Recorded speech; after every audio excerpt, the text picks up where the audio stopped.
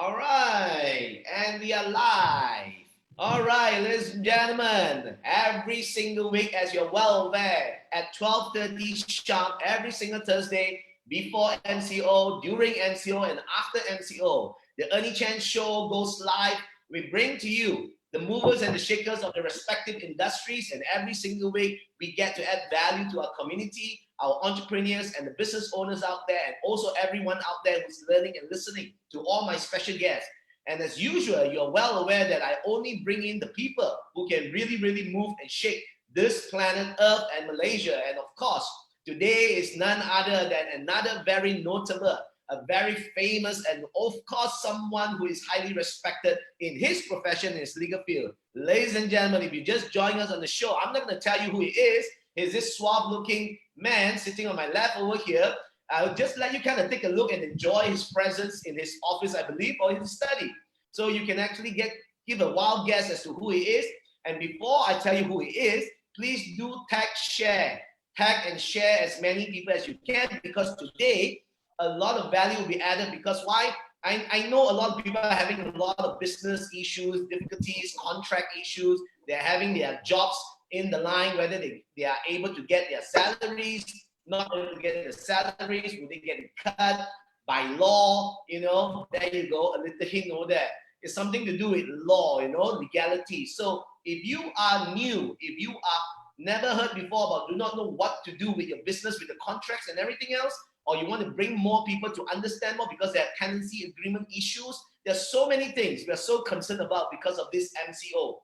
This MCO, we all are aware, that has just been lifted for a MCO to a CMCO. And really, different states have different opinions of the MCO to a CMCO. So if you have questions about what you can do for your business or your employees, or you're an employee, you do not know what you want to do or how you're going to go about it, communicating with your organization, you can actually come to the show and ask questions, because we have someone that is definitely well versed. Not like me, I'll say whatever I want. I don't care about the law in that sense. I'll get myself in trouble all the time. But of course, I think it's important for us to speak to the right individuals who knows the law and someone who's able to advise us accordingly. So if you just join us over here, please do tag and share and get as many people to come onto the Ernie Chen Show so that we can benefit, and we can also be able to add value to a lot of people who are very concerned, because MCO has just been lifted to become CMCO, conditional MCO, for the last 4 days. And today is the 4th day. Ladies and gentlemen, put your hands together and let us all welcome Dato Gurupatham, who is the managing partner, founder of David Gurupatham and Koi. Thank you very much, Dato David, for joining us. Hello. Hi. So good to see you. Are you at home, or are you in your home office or your office? No, this is my home studio as well. I work at home. Great, excellent. Have you started work already, or you are still? Yes. Actually, we have started work, and but we're only using the skeletal staff at the office. Most of our staff are still working from home. I think it's important to just keep people at home for a while as much as we can until.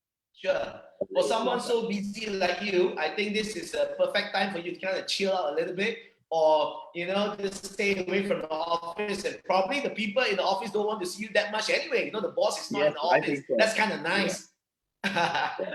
All right. So usually we have 3 segments of the show over here. The first segment is for the people to get to know you personally a bit better, as your preferences and your choices. So I'm going to ask you 3 questions. There are 2 choices for you to pick. You have to choose one of the 2, and you cannot say it's neither one of them, or you cannot say I don't want to choose them. You have to pick one of the 2. Are you ready? Yes. Great. I was born ready. Great, excellent. Nasi lemak or chicken rice? Nasi lemak. Nasi lemak. I noticed that you do smoke. Cigar or cigarettes? Cigar. Holiday or business? Holiday.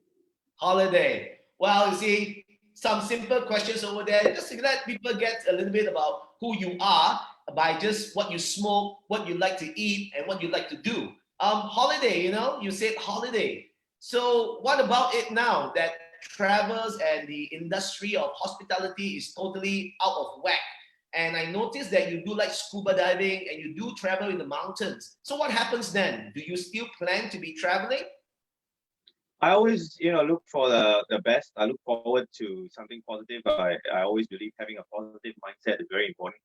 So to me, yeah, I'm already planning a trip to Kilimanjaro, maybe at the later part of the year, and I'll just find a way. Yeah. Yeah. So you will find a way. So you're not so concerned about the COVID-19 coronavirus that is still going to be lingering around for the next 1.5 to 2 years. You plan Well, ahead to live your life. well, I think the virus is going to be there, but I think by towards the end of the year, we'll probably figure something out. If it's safe, yes, naturally I will try to do it in a safe way. I'll never risk the health and safety of the people that I care about. If it's not, well, I'll just have to wait. So that's really the plan. But still, it's something to look forward to, something to aspire to. I'm not going to say, hey, it's all going to be doom and gloom for the next 2 years. That's not my mindset. Sure. So you're advising people out there who are watching right now that you must live your life. You cannot be, because of this coronavirus, MCO, post MCO, businesses should continue and live and continue to build, and people should really continue to live their life in a more safe and protected measures put in place so that they can continue on with their lives. Absolutely. I think the one thing that humans have required throughout history to meet adversity, and this is not the first time humankind has met adversity, is hope. When you have hope, you have nothing. If you don't have hope, you have nothing. So when you have hope, you have something. And so you can either say, oh God, the sky has fallen down and this is the end of everything. Or you can say, this is a new challenge. I've not met this challenge before, but I have hope. I believe in myself. I believe that I have the skills, I have the necessary mindset to go through this. But you have to do this in a very responsible manner. I think people have to sit to find out more. There's a lot of fake news out there, a lot of fake things. People tell you a lot, but you need to sit down and really find out what's real. Now, what I do know is until we find a vaccine, the data suggests that this thing could be around for another 2 years. And you can't just feel sorry for yourself and lock yourself at home for 2 years and do nothing. That's not the way it works. You must find a way. Humanity always finds a way. Now, how we're going to do that is something that we're going to have to figure out after MCO. But we must believe. That's the most important thing. Sure. Great. Excellent. Now, you come from the legal profession, and I believe you've been more than 25 years in the industry of the legal profession. Now, what got you into this business? Is it that when I was growing up, my parents always told me, the Chinese are meant to do business. The Indians are either lawyers, engineers, or doctors. In fact, my brother is a lawyer as well. So what got you into the industry of the legal profession? Okay, well, interestingly, I've been going through a lot of my old things since I've been at home, cleaning out. And I found my old primary school report card. And in the old days, in your primary school report card, you would set out every year what your ambition was, right? And strangely, every year my ambition was rather diverse. Number one was lawyer. Number two was entertainer. And number three was scientist, which is so diverse, right? But number one was always lawyer. And that's because when I was growing up, I used to watch two shows. When I was very young, it was a show called Crown Court. It used to be something about the old English barrister, and I wanted to be a barrister. I thought they were so cool. They commanded a certain presence. And the other was a show about a law school called Paper Chase, about this law school, this really horrible lecturer. And I just couldn't wait to go to law school. I wanted to make a difference. I felt lawyers could make a difference. Lawyers were people that could do something. And so that's all I've ever wanted to be. And I'm very fortunate to have been able to achieve my goal or my ambition since I was a child. Yeah. Yeah, fantastic. I think there's always these two schools of thoughts about lawyers. And of course, myself growing up with a lawyer, and also a lot of my brother's friends were staying with us when we were studying, you find that there are two schools of thoughts of lawyer. The first school of thought is what you just mentioned, which you believe that lawyers can really make a difference and to help people. But then there's another school of thought about lawyers, is that lawyers are just there scumbags who are just trying to help a lot of bad guys get out of problems, right? So what do you have to say about that? If you ever went to jail, you probably need a badass lawyer that's like that. You know what I mean? Yeah. So, So I no, actually, what's really surprising is this, right? There are, of course, like any profession, you have things, you have different types of people, you know. But I can tell you safely, and surely for the last 25 years I've been court, I've never had to lie to the court. I've never had to lie to anyone. People that are lawyers are lawyers. I've never had to lie. I think I believe in being honorable.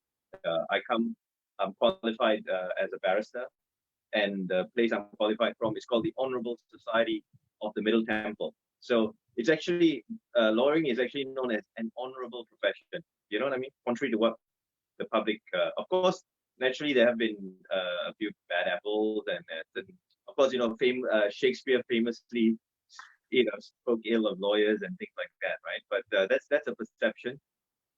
But lawyers play a very important role in society, in defending people, defending rights, upholding the law, upholding the rule of law, creating a balance in society. So it's actually a very important and very honorable profession. Yeah, definitely. I totally agree. And of course, a lot of people are telling me, Dato David is one of the best lawyers in Malaysia. And being one of the best lawyers in Malaysia, I definitely got to ask you some very tough questions over here. And we had a government that was just a short, I think, about less than 2 years or 2 years, couple of months, which was a Pakatan Harapan, and then it switched over to a new government. And there were a lot of cases that are high-profile cases. To today, not a single individual in a high profile is really in Sungai Buloh. So a lot of people are very confused as to, is the legalities or the law, is it something that's honorable in Malaysia, or does it really take that long? And even the Attorney General that has already resigned, what happens to those cases? Can we really trust in the law of Malaysia? Because till today, after so long, even in the new government, nothing has really happened. So everyone's wondering what's going to be happening. All right. Okay. Very good question. Actually, if you Google my name, you'll see I've been involved in one or two of them. But insofar as I think you're referring mostly to the corruption cases. And I think what's happened is some of the bigger ones. Okay, we're talking really about maybe Najib, and actually let's talk about one MDB really. And you must understand that it's a very complicated case. And when you go to court, you must be able to meet the charge. So if the prosecution or the Attorney General accuse you and say you did this, that, you did 1, 2, 3, 4, then the burden of proof is very high. It's beyond reasonable doubt.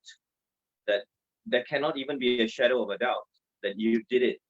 And to get to that level in a commercial case is not very easy. So you need to collate a lot of information.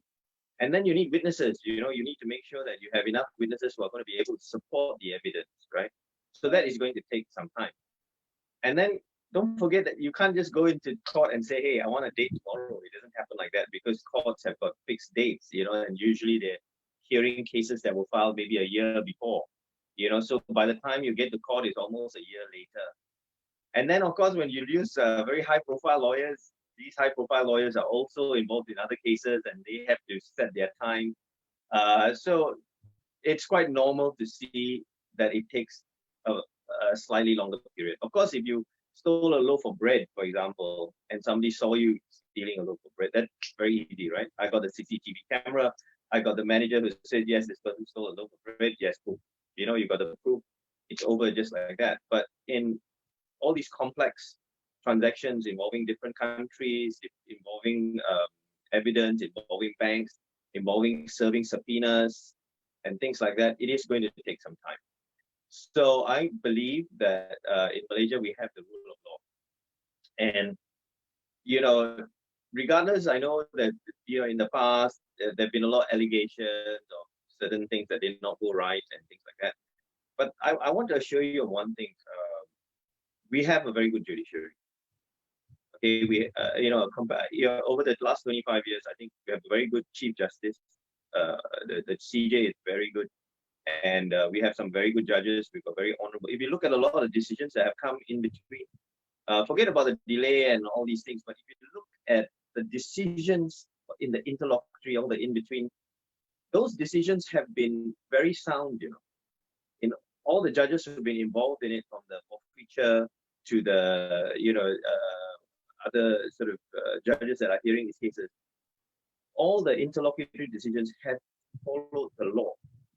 There's been no special privilege given, and nobody can turn around and say, well, that judge, there's some question mark over the decision. So far, the process is going okay. All right. Now, naturally, we had, as you say, we had a different government over the last 2 years. Now we have a new so-called group of people in charge.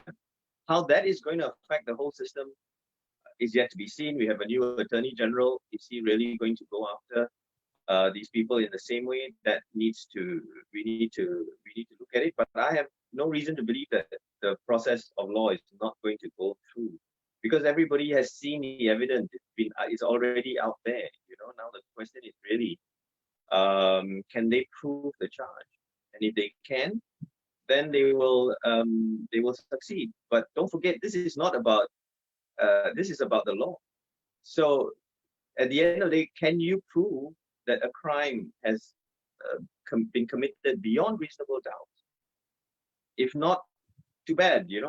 That's the process. That's the law.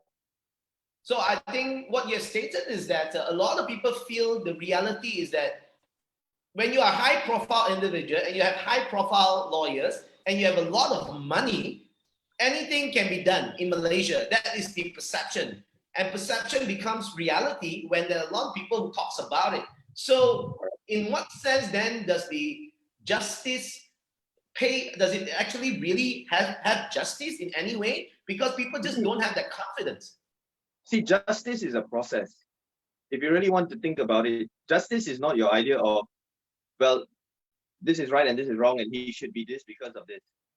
That's not justice in the way that our justice system is. Our justice system defines or looks at justice as a process. That means, there's a process. It's an adversarial system. One party must prove against the other. One party must defend. It's a process. Have you done your job? Have you crossed the threshold? There are rules.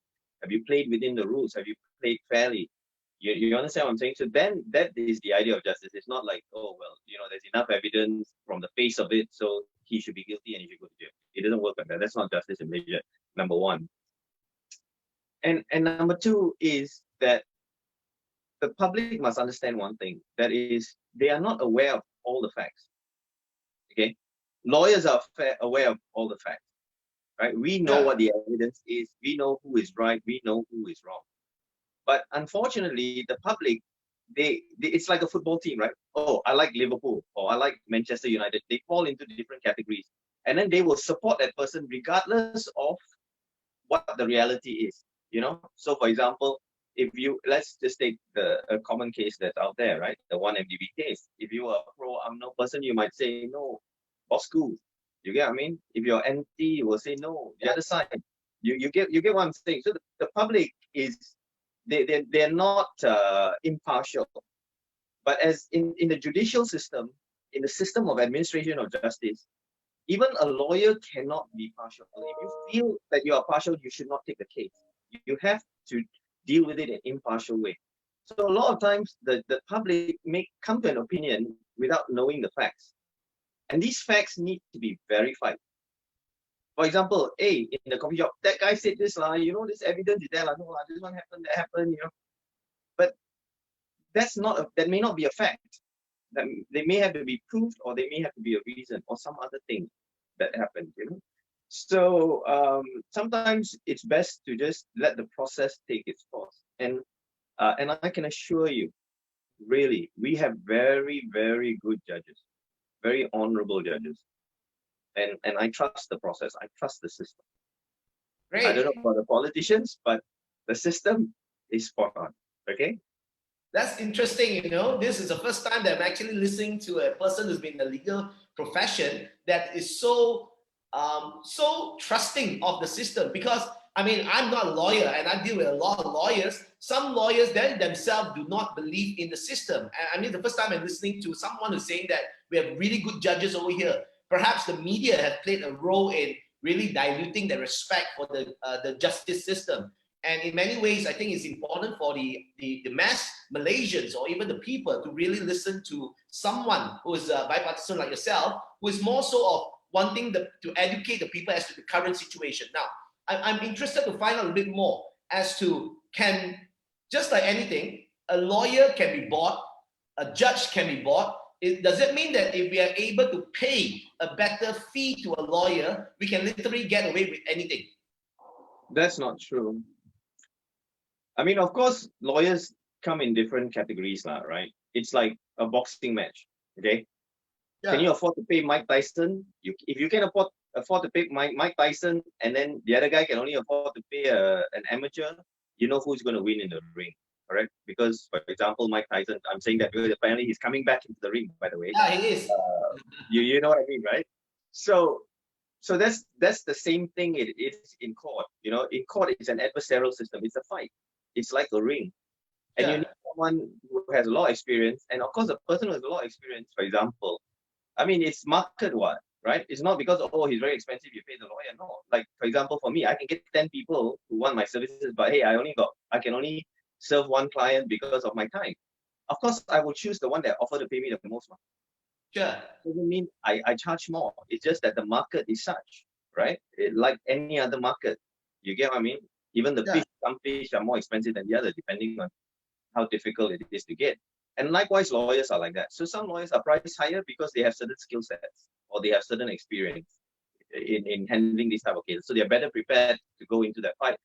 And in that sense, when you pay a better lawyer who has more experience, you're right, you stand a better chance of winning the case. Not necessarily fixing the case, but winning the case. Sure. Lawyers fixing the case should go to jail. You know, lawyers fixing a case should go to jail. But I just want to ask one thing, right? I mean, there are all sorts of lawyers out there. Would you trust a lawyer that says, I can fix a case for you? Hell no. Hell no. You know why? You know why? Listen, if you find a lawyer who says, you give me the money and I'll fix the case for you with the judge, report him immediately because it's a scam. You know why it's a scam? Because firstly, you have to buy this lawyer. And maybe he can buy the judge. Maybe. But then what happens if he goes on appeal? Then you got 3 judges there. Then after that, if it goes further up on appeal, how many judges can you buy? So any lawyer that tells you he can buy a judge is doing a very big disservice to the profession. Lawyers like that actually bring down the impression of the profession to the public. You know, I always believe one thing, okay, Ernie, is when you want to do something properly. So for example, when you want to buy a house, people always say, oh, I want a discount, I want to pay cheap price, right? So they go for a cheap lawyer. But imagine one thing, a house is usually the biggest investment somebody makes in their entire life. And you want to trust it to someone who may be very junior, who may run away with your stakeholding, who may run away with your deposit, who may screw up the transaction, you might end up having a loan and don't know where the property is. Would you want to do that? No. If you wanted to buy a house, which is the largest investment, you want to go to someone who is very established, a firm that is established, the firm that has got so many people, they can't run away. They can't take your money and run away. You know what I mean? Or if they do something wrong, if you sue them, they have insurance to cover you. So you're paying for all of that. So I think the public must understand that it's not about cheap, expensive, it's about really a quality of what you want. You know, It's like, I love cars, right? There's a big difference between a Ferrari and a Kanchel, even though they got 4 tires and we get from A to B. You get what I mean? But a lot of people will come back and tell you that I can only afford a Kanchel. It's not I don't appreciate your services. It's not that I don't appreciate how good you are. That's why I feel that I would like to hire, I would like to be able to pay for you, but I cannot afford you. I would like to be sitting in a Lamborghini. I'm talking about things like conveyancing and things like that, right? But if mostly, those kind of things, right? You want to get a will done. You want to get a tenancy agreement done. You want to do a sale and purchase, and especially sale and purchases, SPAs. I find that clients always come and they say, hey, that lawyer is giving a discount. This lawyer is giving a discount. But hang on, do they pay insurance? Do they have very strict rules on holding stakeholding and things like that? So why take those kind of risks? Why do you want to get into a contract and you want to find it cheap because you can't afford it, but you can buy a big house, or you You want a big contract, you just got a multi-million-dollar contract, but you want to pay the lawyer 500 ringgit for the agreement, and the fellow just gives you an agreement, okay? And then suddenly you have invested 2 million of your money in there, and you have lost that 2 million because your contract wasn't good enough, and then you blame, who are you to blame? You understand what I'm saying? That's what I'm saying. Value sometimes commensurates with the price. You pay for what you get. That's what I mean by the Kanchil and the Ferrari sometimes, you know. So it's not really, you know. Understand.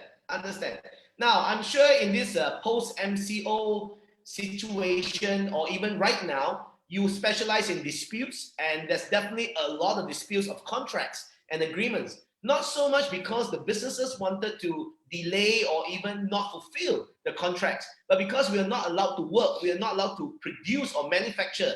So what will happen in such a situation for a lot of these businesses out there? Do they really have to pay the delays or the contracts terms, or what would happen? Who is in the right and who is in the wrong? Is it really the fault of the manufacturers or the producers of the content or the products itself? Okay, I think to make it very simple and across the board, that applies to everything across the board, right? The laws haven't changed. The situation has changed. The laws haven't changed. So the old law is going to still be applicable to the current situation. That's the easiest way I can explain this, okay? So the law hasn't changed. So you must remember, what was the law before the virus? The law before the virus was, if you have to meet your obligation, whether it's to your staff, whether it's to your supplier, whether it's to whatever, your developer and your LADs, the law is still the same and your obligation is still the same. The only question is the content of your contract. What does the content of your contract say? Does your contract have a get out of jail card like Monopoly? You get what I mean? Yeah. Is there a provision that says a force majeure specific that includes pandemic that allows you to get out of the contract? I can assure you, if you use a cheap lawyer, there's probably not that clause in there. Yeah. Maybe a good lawyer would have put a clause in there that is this long and charged you extra. You understand what I'm saying? Come back to the point. But if that force majeure clause has the word pandemic, illnesses, outbreak, government rule, government regulation, enforced situation, emergency usually is covered under force majeure. And if it is specific, then you may be able to say, I can use this force majeure to rescind from my obligations to pay. But very rarely will you find a clause in there like that. And this is not an emergency. You know, the government were very smart. They didn't use the word emergency, because if they use the word emergency, what happens is insurance policies get rescinded as well. You know, so a lot of things will happen. You know, there's always a knock-on effect, and people don't understand that, right? People must understand that if it's so easy to let you off your hook, other people that you are going to rely on will also be let off the hook. That means if you say, I don't want to pay my supplier, the insurance company that has insured you may also say, I don't need to pay out to you under the same clause. Yeah. You see? So it's not as straightforward as that. So as far as the general rule is, the law before the MCO applies even now, unless it is specifically excluded by the government. And the government really cannot simply change laws. Yep. So it's not going to be easy to do. So you have just pointed out a very good point, you know, nothing has changed. The law has not changed. We are in a situation that nobody wanted it to be as such. And the reality is that the businesses are suffering because of this reason and this situation. What would be your advice to these businesses if they don't have those keywords that's in the contract, the details of it? What would you advise to them right now? Go see a lawyer, or go see the business partners or the clients? What should they be doing right now? Okay, well, okay, you see, that's before I answer that question, I want to point something out to you, right? So, being a lawyer of so many years, I've also been involved in situations where we've changed the law on many occasions, right? A lot of my cases have changed the law in many ways, right? Lawyers do that. Now, because this is a novel situation that we're in, this is the first time you have a scenario where the government forces you to stay home and the government says you cannot sell your goods, you cannot supply, and things like that, right? So although you may not have a force majeure clause, what will be very interesting right now is to test the law on whether this amounts to a event that frustrates the contract. You know, that means something that was not caused by me or you, that was not our fault, that we could not have anticipated when we went into this contract. When we went into this contract, we anticipated this. It's not my fault, it's not your fault. So there is a provision in law which allows us to frustrate the contract. But we have not had a situation such as this with a pandemic to be able to say for certain in Malaysia, we can use this argument. But certainly, I foresee after this, myself and a lot of lawyers will be going to court to be able to test this point of law, which is new. And it may be that there may be one court, or there may be that the court might then decide that yes, when the parties entered into this contract, when they had a meeting of the mind, they anticipated in good faith that they would be able to do this business. However, something happened not due to anybody's fault, that they could not have anticipated at the time they entered into the contract. And so that should be a frustration, that should be an event or an action that allows them to frustrate the contract. That is a possible argument that can be tested. And I am already going to be testing those kind of things out in court as soon as I get a chance to be unleashed and do what I do, which is kick ass for a living, right? So I'm going to test that. I think you enjoy what you do. You see, when I ask you a question, you seem like a person who enjoys your drink and your cigars, but when it comes to talking about law, you're just all fired up to test this law. I think it's amazing. It's great. And I love talking to people like you. You were saying that you're going to test the law. So I've learned this from another lawyer friend of mine, and he's always mentioned this. Everything is permissible until prohibited. Is that what we can look at regards to every single thing regards to the law? Because as long as there is no statement of law or a particular clause or act, means to say everything is possible. So we should go ahead and do things and be then fighting for the rights of it. No, you need to be more specific. Are you talking about in a contract situation? It's actually very fixed. The law is very clear. What you can do and what you can't do in a contract is already fixed, right? So you have to follow the terms of the contract. It's clear. If it's clear, it will be interpreted in a certain way. So it's very specific. But if you're talking about generally, like the government says, okay, now you can, all industries can go out and do business, right? And you're not really sure, then what happens, okay? So the first thing to do is look at what is actually gazetted under the CMCO, okay? So when you had the MCO, it was different. With the MCO, they restricted everything, and then they said, okay, you can do this. You can, one person can go in a car, two person, they restricted everything, and then they had specific things that you could do, which was slightly clearer. Now with the CMCO, they open up everything, and then they make the restrictions, which is the opposite, right? So what is very important is to seek clarification. And you can't just say, oh, since it's not clear, so I should be able to do it. No. You have to act reasonably. Everybody will be expected to act reasonably. So let's say you are in a certain business you don't know. What are you supposed to do?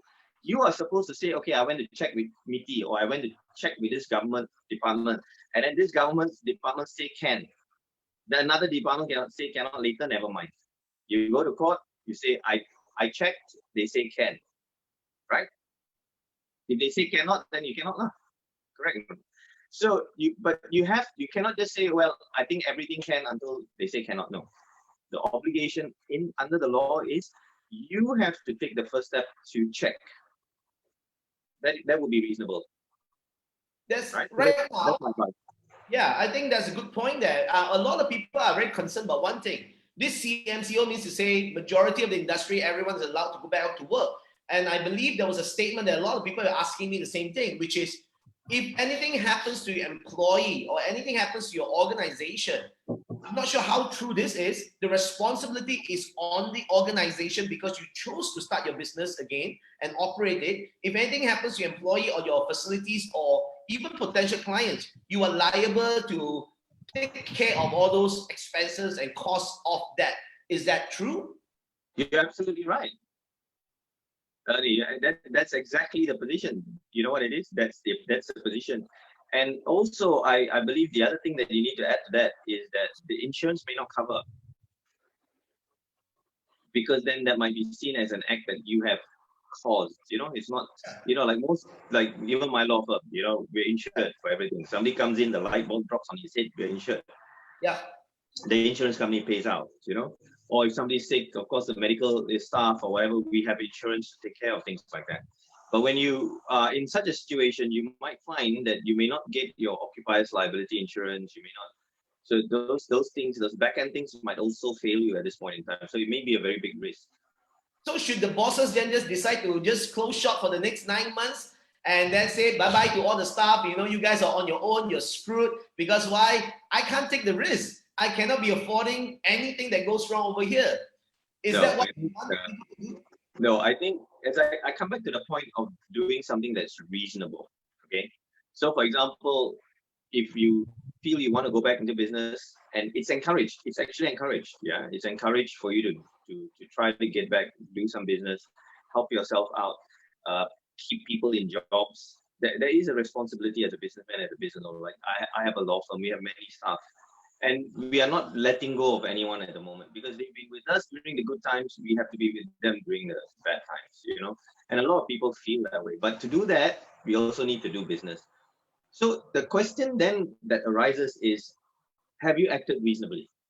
So like, for example, we have taken certain steps in compliance, like there's registration, there's hand sanitizers, there's masks, there's a distance to which you can be. We only put essential staff in the office that are only absolutely required, and we make sure that they are seated far apart from each other. We split them into shifts, even half day, work from home. So whatever we can do to minimize the risk to the public and to mainly to us, our own staff, to make sure they are healthy. As long as we have put our mind to it, we have taken the steps, we put the notices out, and we enforce it and make sure that everybody is tested before they come in, sanitized before they come in, everybody's wearing a face mask, following the guidelines that have been given by the Ministry of Health. Then you cannot come and say, oh, I got it because then we will say the government allows us to do business, that we follow the Ministry of Health regulations, but you got it, too bad. And there's nobody that can say we are responsible in a situation like that. Yeah, so that would be my advice. Okay, and I understand that you are very experienced with the international scene as well as local. I know that in America, our Donald Trump is wanting to sue China. And also, of course, from that perspective, is that possible for this Wuhan virus? And also locally, can the Malaysians actually sue the government for such a thing? That's something I'm interested to find out more for myself. Firstly, I honestly, when I see the news of Donald Trump, I don't know whether it's a reality show or it's a movie. A lot of things that he says, like, oh, I don't know, maybe we can take some, detergent or something. So I put it in context. Firstly, if America tries to do that, then do you sue somebody for Ebola? Which country do you sue for the Spanish flu? Which country what if there was a strain of new flu that came out of America that came to Malaysia? Do we sue America? I mean, you can't. It's ridiculous. Okay, that's number one. And number two is, until today, they still can't prove where it came from. Some people say it came from America. There is a body of evidence that says, like if you look at a paper put out by the University of Cambridge, it becomes very clear that that virus probably didn't originate in Wuhan. A scientific paper from the University of Cambridge is there, right? So who's right and who's wrong? So even if you try to do that, it would be very difficult, okay? But America plays the game in a different way because they have extraterritorial laws, right? So internally, if they say, well, you know what, we are going to sanction the shit out of this country, they will, and they are an economic power in that way, and they do abuse. And we know that it's not just me saying that. Emmanuel Macron has said that, and some of the European leaders have said that. The Chinese president has said that, so it's not defamatory in any way. But sometimes, you know, they do that. And it's not just America that does it. A lot of other countries use economic warfare, you know. And so I wouldn't take it very seriously, because there are a lot of, it's not so straightforward to say, hey, you know what, I'm going to sue China for this flu, right? So can the Iraqis sue? I'll ask a very interesting question. Okay, I think the Iraqis will probably have a better case against the Americans and the Brits for invading their country on mistaken intelligence than America has a case against China for the Wuhan flu. That I can tell you from a legal perspective. That's a good perspective to look into it. I think that's great. Now, we have very quickly come to the end of the show. You know, when you have a good time, learning a lot of things, asking a lot of just having fun. It's so fast, you know. For those business owners or employees out there in this pandemic situation, I think you have been to 3 times of the cycle. I've been to twice myself of this crisis, you know. I've never seen such a phenomenon in that sense. What should the businesses and the individuals out there that will be losing their jobs and also losing their businesses, what would be your advice to them? How do they actually go about from every sense? Because I think law is the last thing that's on their mind right now, because people just want to be able to put food on the table. They're so concerned. I drove around yesterday going to my office for the first time and looking at all the shops. There's so many shops that are still not open. And then I went to Mainz shopping mall just to grab some stuff. Literally, it was a dead city, a dead town, or dead mall. There was nothing. So really, what should people really be looking forward to or doing right now? Because people just don't seem to be daring to step out to do anything other than those who need to go back to office to work.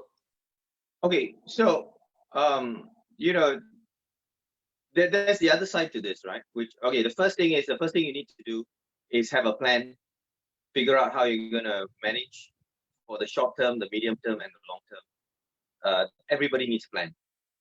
The second thing is you need to be resourceful. If you're a business owner, you need to figure out how to be more efficient, how to make more money, and find different ways to make money. Remember, in the last 2 recessions that you went through and the 3 recessions, we didn't have technology as good as what we have now. Yep.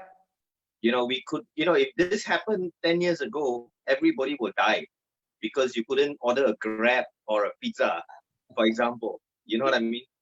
You can lock people down today and people can still be quite happy, you know. I mean, you look at the FB feeds, everybody is happy. You know, can you imagine 10 years ago without technology, right? So we have technology.